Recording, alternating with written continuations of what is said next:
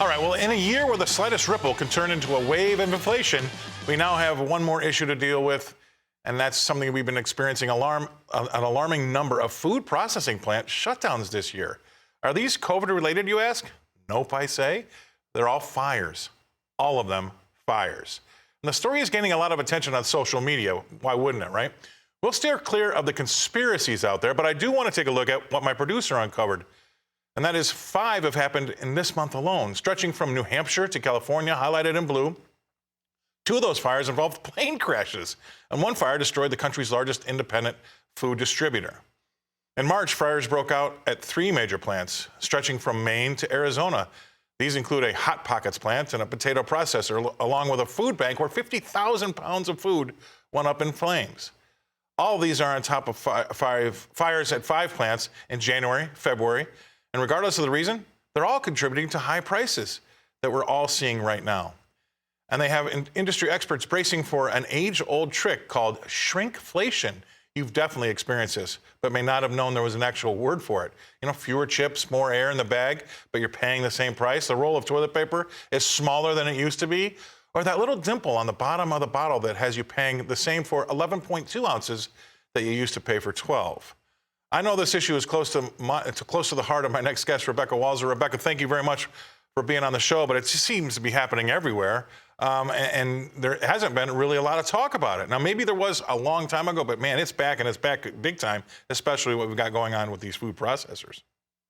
You know, it's funny, Scott. In 1952, President Truman actually seized all of the steel mills because there was going to be a strike the next day with the steel workers in the United States. And we were in the middle of, obviously, nationally needing steel. So Truman took over the steel mills. And I was just thinking, if we keep having fires in all of these food processors, maybe we need to send the National Guard to protect our food supply, because I'm starting to get a little bit nervous. Planes flying in and taking out an entire factory. One of the things to think about is these food manufacturers and distributors, they're trying to keep the food supply going. And so we're being told that they're running longer and beyond normal hours. So think of it like, an electrical appliance that you run 24/7, that you never give it a second to have a break. And apparently that's why we're getting more fires, because the food manufacturing plants are trying to keep up and working extra overtime shifts.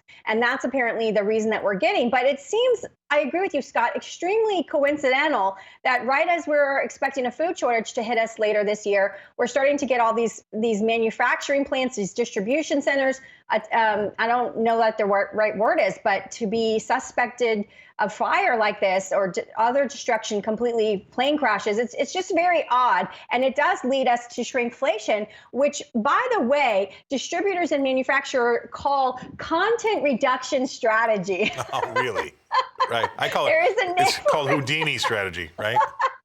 Content reduction strategy. And it's true. I mean, it's already happened. If you get like a bag of Doritos, it's normally a standard ounce size, and you'll notice the bags are the same size. But if you look at the ounces, they are less content. And this is how it's psychological, right? Apparently, Scott, we will not mind paying the same for less if psychologically it looks like we're getting the same. Whereas if we had a smaller bag with a higher price, or we had a higher price, we would psychologically like that less. So this is a way for them to help us deal with the fact that things are shrinking. Well, and they're going to have to do whatever they can, because this food thing is not going away. We need to eat. Now, there are other things that aren't as important, but food's going to continue to be that way. And now, with what we talked about the last time I think you and I were together, with these ships piling up in Shanghai and all these shipping lanes around the world kind of clogging up and not getting to where they need to be at the right time. And that's like, I try to liken it to when we have a snowstorm in the States, right? It's really not as bad, grounding all the planes as it is trying to get those planes back to where they're supposed to be at the right time the next day. That's the big problem, right? And we're going to have to be going through that now with a lot of these ships, shipping containers, ports. I mean, how much longer are we going to be having to deal with these types of issues before we get some sort of relief and some sort of sense of normalcy?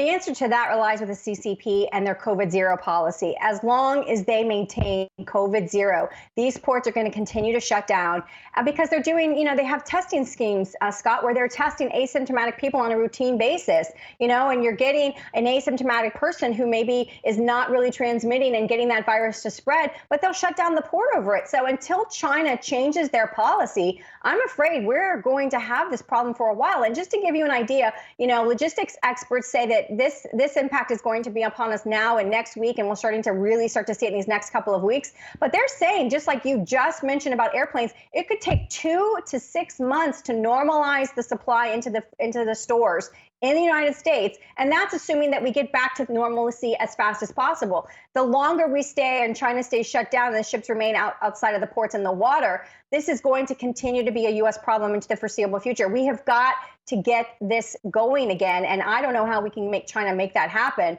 but their COVID zero policy has got to go. Right. It's not viable. It is not a viable economic policy. It's the equivalent, Scott, of saying we need to have zero flu in the United States or we're going to just shut down industry. Like, it's not realistic. And if you have that kind of asinine policy, you're going to get asinine results that affect the world over, and that's what's happening. All right, I'm going to switch gears on it and have a little fun with this. It looks as though that Twitter deal is going to go through by the end of the day. You have any thoughts on that?